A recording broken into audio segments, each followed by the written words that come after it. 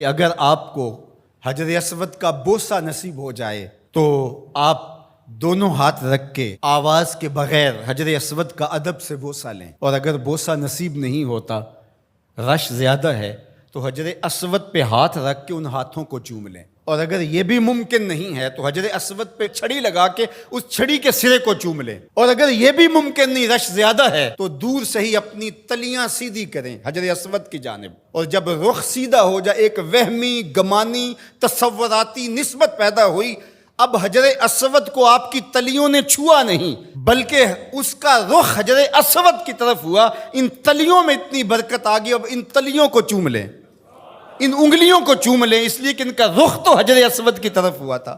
تو جس پتھر پر میرے حضور کے ہونٹ لگے، جس پتھر پر میرے حضور کے لب لگے، اس پتھر کو چومنا بھی عبادت قرار پایا، اور پھر اگر تمہیں چومنے کا موقع نہیں ملتا، ہاتھ لگا کے ان ہاتھوں کو چوم لو۔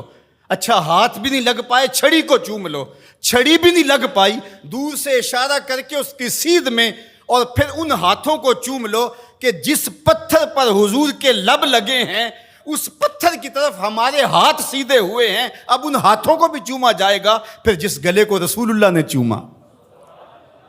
کیسے ہمت پڑی کہ اس گلے کو کاٹ دیا جائے؟ نہیں، وہ فقط گردن حسین نہیں تھی، نہیں، وہ فقط گردن حسین نہیں تھی، رسول کے بوسے کاٹے ہیں تیرے خنجر نے، تم نے رسول کی بوسہ گاہ کاٹی ہے۔ مسح النبی جبینہ فلہ بریق فی الخدود ابواہ من اولیا قریش وجدہ خیر الجدود۔ کہا کہ یہ پیشانی وہ ہے جس پیشانی کو رسول نے چوما ہے، اس گلے کو تو حضور نے چوما ہے، ان ہونٹوں کو تو حضور نے چوما ہے، اس زبان کو تو حضور نے چوما ہے۔ اللہ اکبر! یہ پورا بدن حضور کے کندھوں پہ کھیلتا رہا۔ ناز و نعم میں پلا ہوا حسین، آغوش پیمبر کا پالا ہوا حسین، فاطمہ کی گود میں کھیلنے والا حسین۔ اللہ اکبر! آج آپ ریاض الجنہ میں جاتے ہیں تو پہلے ایپ ڈاؤن لوڈ کرنا پڑتی ہے، اور پھر وقت لینا پڑتا ہے، پھر لائن میں لگ کے آپ کو ریاض الجنہ میں آدھا گھنٹہ ٹھہرنے کا موقع ملتا ہے، لیکن حسین کے گھر کا دروازہ ریاض الجنہ میں کھلتا تھا۔ جو کھیلنے کے لیے نکلیں تو سامنے مسجد نبوی کا صحن ہے، کبھی پیغمبر کی گود ہے، کبھی زہرا سلام اللہ علیہا کی گود ہے، کبھی مولا کائنات کی گود ہے، یہ حسین ابن علی ہیں۔ حضور علیہ السلام گزرتے ہیں اور حضرت امام حسین رو رہے ہیں، تو آقا کریم نے فرمایا حسین کو چپ کرواؤ، اس کا رونا مجھے اذیت دیتا ہے۔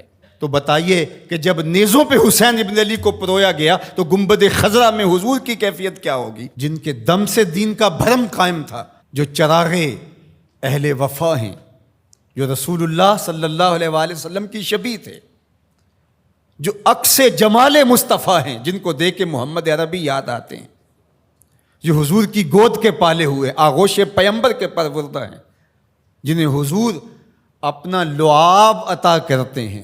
آج اسی حسین کو، پیغمبر کے نواسے کو، 3 دن کے اس پیاسے کو کربلا میں ذبح کرنے کے لیے اسی رسول کی امت نیزے اور برچیاں لیے ٹوٹ پڑی ہے۔ ایک نے نیزہ ماریا وچ سینے، دوجے تیراں دا می برسان لگ پے، ول کعبے دے سجدہ کرنے والے ہتھی آپ ہی کعبے نو ٹان لگ پے۔